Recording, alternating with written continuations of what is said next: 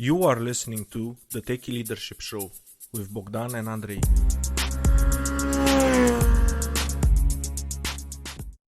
Hello and welcome to the Techie Leadership Show. Today with me I have Sonya Natanzon. She is a software solutions architect with over 15 years of experience in healthcare and has a deep passion for helping patients through software. She leads software development teams that specialize in order-to-cash processes, laboratory solutions, and system integrations. Hi, Sonya. How are you? Good. How are you? Same. Really good. I'm really excited about talking with you. Do you want to add anything else about yourself? No, you have it pretty well covered. I generally tend to think of myself as a software architect in healthcare. Healthcare has been an accidental career for me. I actually worked in a few different verticals, but what I realized after a few jobs is every other job I had was in healthcare, and I found that there was a lot of value in this combination of knowledge of the technologies and knowledge of the vertical in the business. This is the intersection where I can bring a lot of value. So I decided to make a career of it and had no regrets whatsoever. And that's something important, especially for developers or for any person that builds something for other people to use in a specific field.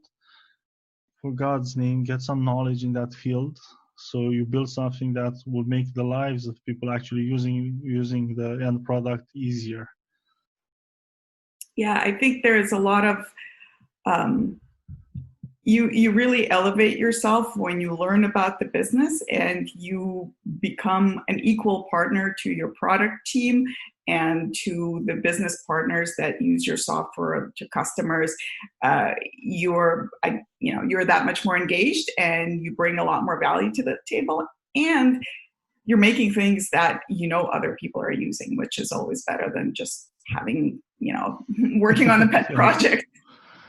And it's not fun at the end to have nobody using it or not liking it. Yes. Yeah. So without further ado, what is the biggest leadership success story you've witnessed personally? Some time ago, I worked with a gentleman. He started in a company where I was at. And my very first encounter with him, he was effectively my peer, a colleague. My very first encounter with him was extremely adversarial. Let's put it this way. We were in a meeting together, and I came out of a meeting and I told my boss at the time, I am never going to meet with this guy again. He's a total condescending jerk, like I've never seen before. One of those people who walks in the room and goes, well, everything you built here is no good and we have to redo everything. It was just a very frustrating interaction. Yes. And my boss chuckled and said, yeah, he's getting, multiple people are giving the same feedback, and I think he's going to learn about that soon enough. And in my head, I kind of wrote this off, and I thought, feedback, people don't change.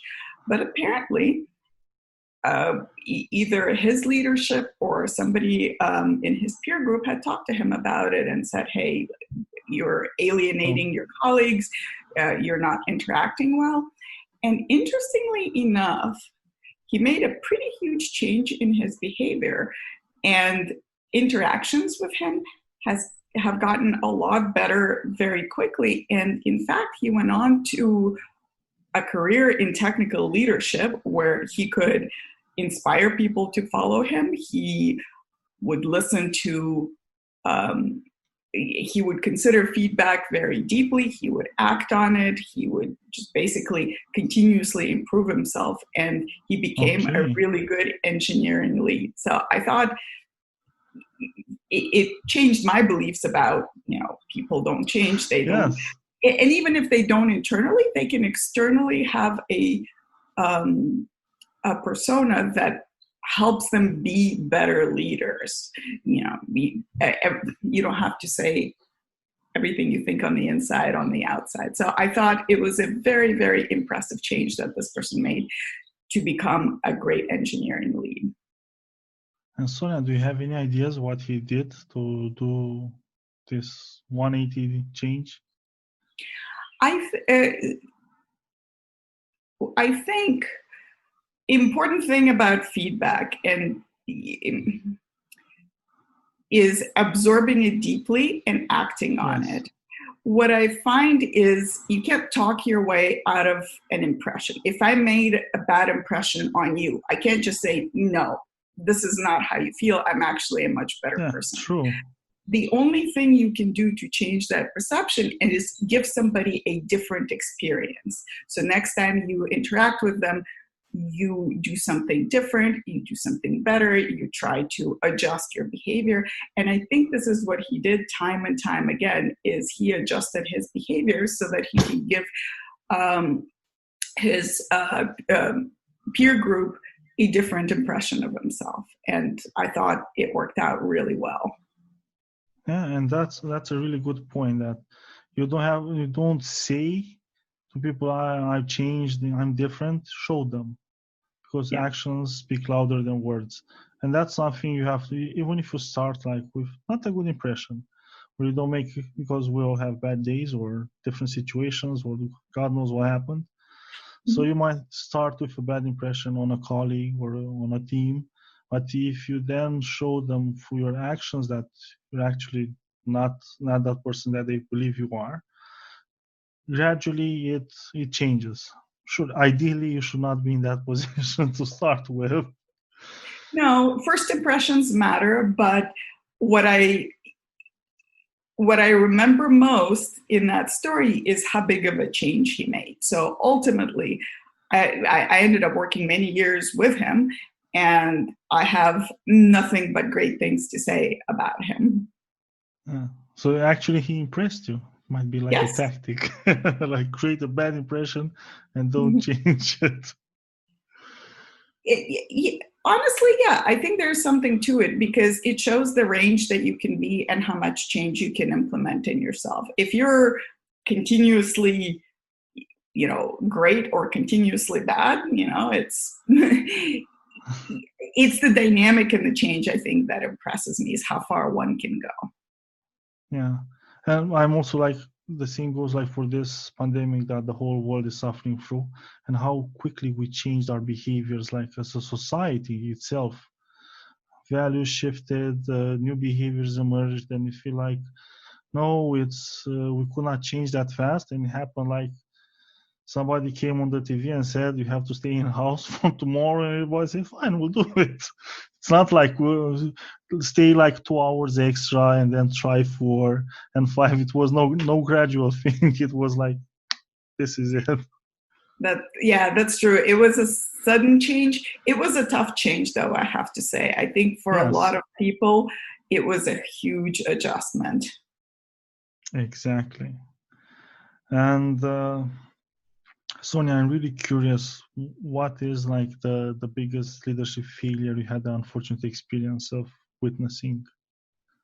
Yeah, it's a story about another colleague that I worked with on the team. He was hired because he was a technical leader in a specific stack that we were looking to implement. Very, very impressive in his technical knowledge, just good depth and breadth of understanding. What we found out very quickly is he was a very difficult team player. It was interactions with him, even though he had a lot of technical depth, felt very combative a lot of the time. It was a lot of arguments for argument's sake. It was not a lot of decisions being made. It was a very rigid, he was very rigid in how he wanted to do things, and wouldn't adjust for either circumstances or team dynamics or anything at all. So what I saw very quickly is that the team dynamics were degrading fast. It was a team of maybe 6 or 7 engineers, and it was just every time there was interaction, it was very difficult and very complicated. And he started receiving feedback about this, and he was one of those people who just completely resisted it and said, no, it's not how it is, and just refused to adjust. So we worked with him for a while, but I think after a time he realized that it was just not working out. It was getting too difficult, and the feedback didn't stop. He was not enjoying getting that feedback continuously. So he ended up exiting. And the thing that I found really interesting is team dynamic improved considerably. The team actually worked better without him. Even though they didn't have that depth and that skill set, they acquired the technology eventually. But how they operated as a team just improved by miles when this person wasn't there. And I thought it was such a missed opportunity. He had every chance to be that lead who has people that follow him, who can impress the technology, who can set some standards, best practices.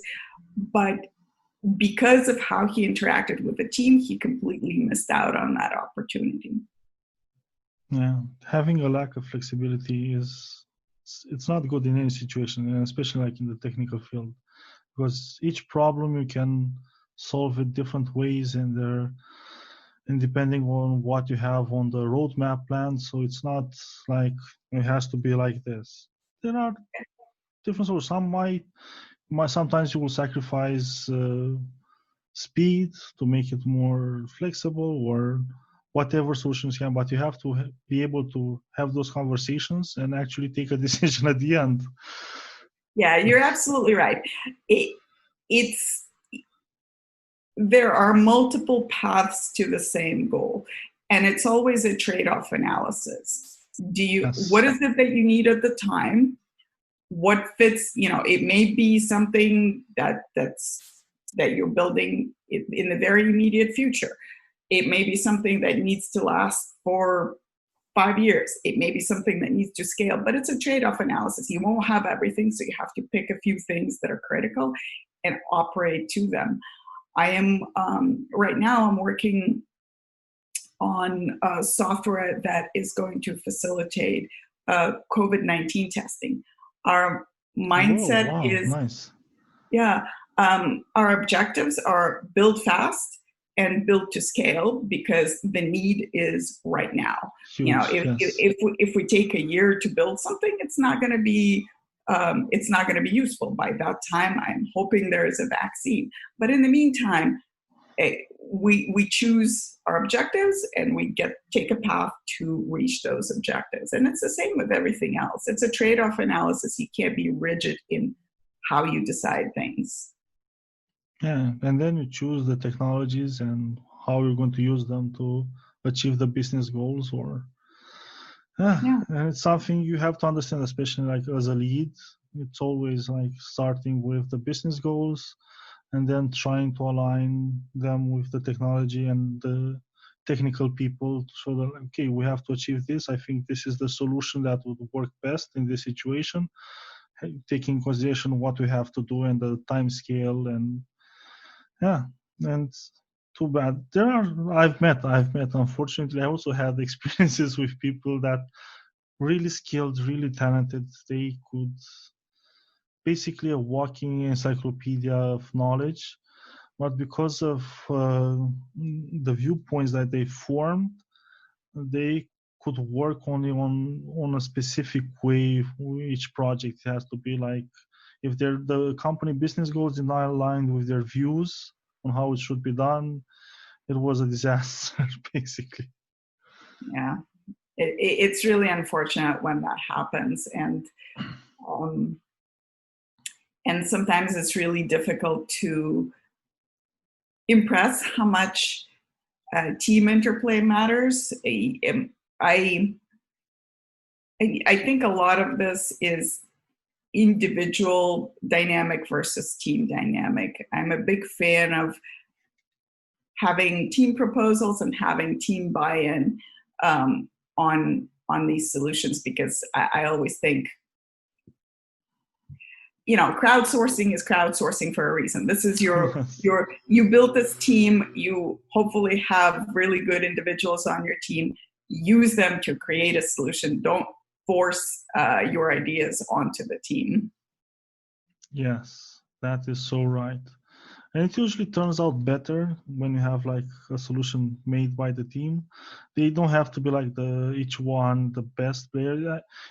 Even like in sports, they try like assembling the all-star teams and they perform worse than the other teams that were like not that good. Just because the team members did not jive together, they could not work. It's more important to have a team that's gels and they can do stuff together than have like the best people, but they cannot collaborate.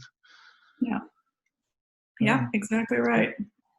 And Sonya, when it comes to your leadership philosophy, how do you think about leadership? It's an interesting question. I think leadership is not about being the smartest person in the room. It's about making others better. I try to remind myself about this on a daily basis. I tend to have strong opinions myself, but it's important for me, it's important to surround myself with other people that make me better, hopefully, and that I can make better. So some kind of complementary skill sets where I can defer to others to make me better and to make the solutions better. I tend to be a high trust individual. I work with new team members to establish that trust. And once I have that, they have a lot of latitude for me to go off and explore new things, develop new solutions, make proposals. I encourage that thoroughly. And I try to get out of the way and not be a bottleneck for implementation. Oh, yeah. That's really good. And I like your mindset of getting people with complementary skill sets, because the more you grow in an organization, or if you move to a higher position in another organization, you don't have time to learn all the ropes and all the skills and acquire them and also do the work. What you need is a person or have on your team people that really fill the gaps for you, and you can also fill the gaps for them. Yeah, absolutely right. You have to elevate as you become a leader, and it's hard. It's hard for me. I like the details. I like the nitty gritty, and I like to get the, and I like to hands-on do things. But you have to keep realizing you won't have time pretty soon if you're going to look at the entire stack, at the entire organization, at bigger solutions. You won't be able to get into those details. And what are some things that you do to help elevate your team members?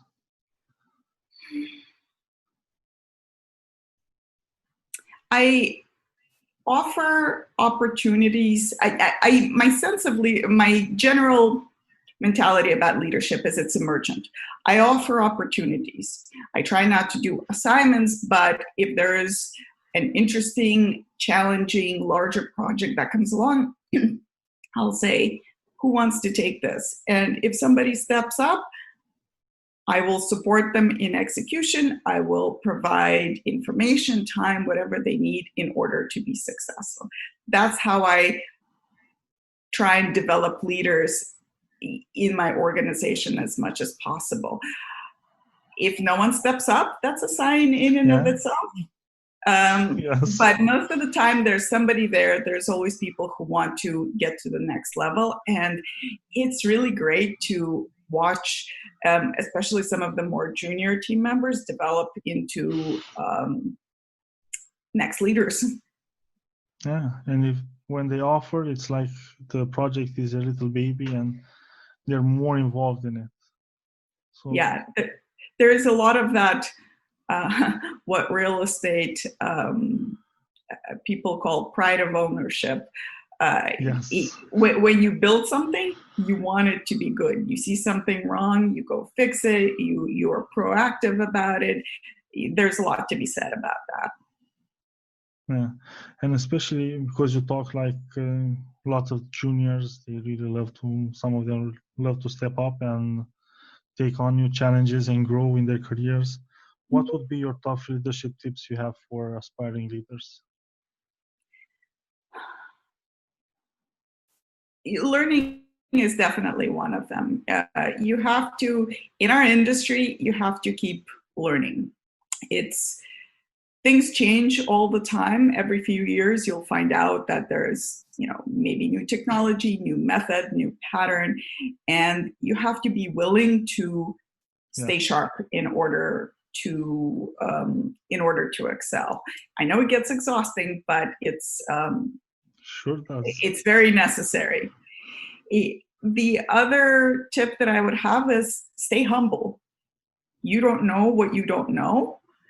And as long as you keep that mindset that there's another person who might bring a different point of view, maybe a different technology, a different reason for doing things in a fundamentally different way, as long as you stay humble and willing to entertain those, you will go a lot further than if you stay very rigid and just kind of embedded in your own point of view. And what we talked about earlier, learn to let go of the lower level details. It's an interesting modulation for new leaders, or really any leader, is knowing when to dive deep into something, into that low level of detail, and when to step back and elevate. I found the need to go deep into something if I see a failing project, for example. This is where you have to engage deeper,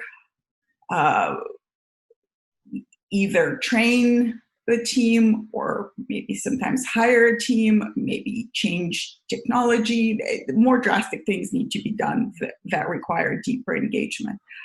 But once things are on track, once things are rolling, learn when you can step back, let things go, not engage in an extra low level of detail, and know enough for it to be successful. So I think it's a tough skill to obtain because we get really engrossed in it, but it's a really, really important one. If you don't let go of the lower level details, you won't step up to the next level. Oh, yeah, that is so true. And so I also find it hard because when you're working on projects, you're in like more close to production, you have activity, you have stuff to do. But if you're really good as a leader, you have a whole bunch of free time because the team is doing the job, everything is going okay, flying, and you're basically just, twiddling your thumbs around, and you have to find ways to fill that time with becoming a better leader, in my opinion, and maybe taking on some other stuff. It's a challenge, at least I found. I have to tell you, I have never been in a situation where I've twiddled my thumbs as a leader. I am hoping to get there someday because there's always more work that comes your way. But I understand what you're talking about. I think this is where that high trust comes into play. Yes. I trust that my team will come to me when I need to know. If there is a problem, if they see something coming down the road that might be a challenge, if they need my help or getting roadblocks out of the way, that's where that trust becomes really important. And I don't have to keep going to them and go, how's it going? How's it going? Is everything okay? Do you need anything? I know that they will come to me and ask those questions, and I will engage with them and help. Yeah, and I found that's a way you show them trust, but not checking all the time. Yeah. Of course, there's also like the reverse of the method, and you find out stuff too late to fix it. That's another delicate story to cover. Yeah, And I think it's important to talk about it. I make it a point to address these types of things and say, hey, what can we do better next time? How can you um, jump on this earlier, address with the right people? Maybe we need a new process. Maybe we need to change an existing process. So having those conversations becomes really important to know that this isn't a blame game. It's not to find fault. It is to improve operations, and ultimately becomes easier for everybody because it's, nobody wants to run around last minute or fail at projects. So everybody wins. Exactly. And that's the goal. You, as a leader, you have to have the tough conversations and help make the job easier for the people that you serve, basically, and also for yourself. It's a side effect of helping them. Yeah. And since Sonia, we talked about learning all the time, especially in tech, you have to learn all the time. The treadmill never stops. What's the book that had the most profound impact on you? It's tough. There have been a few. One that stands out, I read it some time ago, was Lean In by Sheryl Sandberg. It's a leadership book for women, about women. She's a COO at Facebook, I think. She's, Mark Zuckerberg's number 2. And what I found really interesting, that book was controversial. It was specifically because it's for women in leadership, how to elevate. Some of the advice there was controversial, but the biggest thing that I took out of it is there is a big acknowledgement about the fact that there's not as many women in leadership. I find myself very often the only woman in the room among technical leadership. And it's different. So we should understand how it's different, why it's different, and start figuring out how to address this and how to really elevate ourselves. We may want to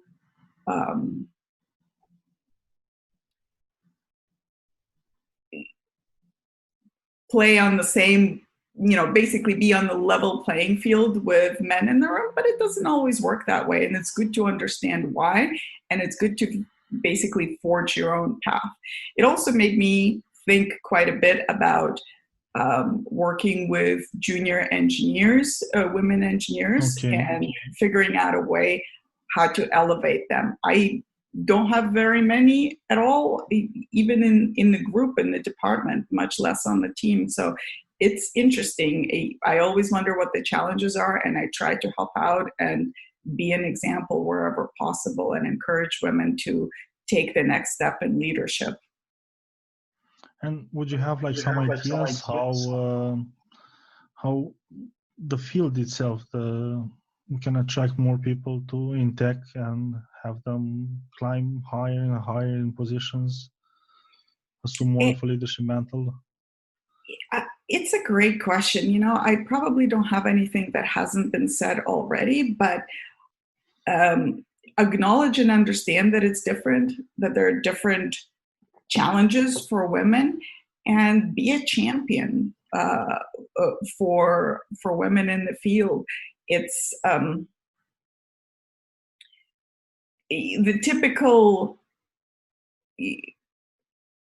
of the typical barriers that women have is they don't speak up in a group of people with strong opinions. As we know, a lot of engineers have very strong opinions. So giving them an opportunity and explicitly calling on them to speak up, hearing them out, giving them that platform, I think is a good first step to that, encouraging them, and making their opinion feel valued. So to me, that's the biggest first step. And then taking it from there. Women are individuals like everybody else. So adjusting for an individual will help. Yeah, it always helps. And I really hope, I don't know what's the state like in the US with how many women choose to go to and study technical fields versus men. In my opinion, it all starts with the university where people choose to go. Yeah, and I think it starts there. The studies that I've seen, and it's been a while since I looked, is there's quite a few in the junior ranks, and then the higher up you get, the fewer there are. They drop off at much higher rate, and I am not sure why. I'm not sure. I don't know if it's the same still. At least from my empirical view, it looks the same, but I am not in every company. But I think it's not just how many of them study. It seems like they start out with the same numbers, but how well they can progress and what are these barriers to progression that they experience, and try and remove those. And that's true. And also it goes like also for women and men, because a lot of people, they study it and then they find out that they don't like it. And sometimes they don't like it because the companies they work in, the style of leadership they find there, it's like they find overbearing. Said, "No, I have to study all the time. It's like it's worse than in college." Mm-hmm. And then I also have to work in this environment that I don't enjoy. Says, I better go and do something else. Less paid, but less stressful. That's true. I've actually, a long time ago, I did leave a job because I found the environment to be just really difficult. There'd been a lot of churn in the company to begin with. I had 3 leaders change on me, and the very last change, I found myself on the team that was very, very difficult. And I looked around and I said, I don't need to be somewhere 40 hours a week where my life is being made this difficult. I will look for something else. So it's also an option, a very valid option, but it's always sad that, you can't make it work because of these types of situations. Yes, it is. But hopefully, slowly it changes. Yeah, I hope so too. And Sonya, if people want to find out more about you, where should they go? That's a really interesting question.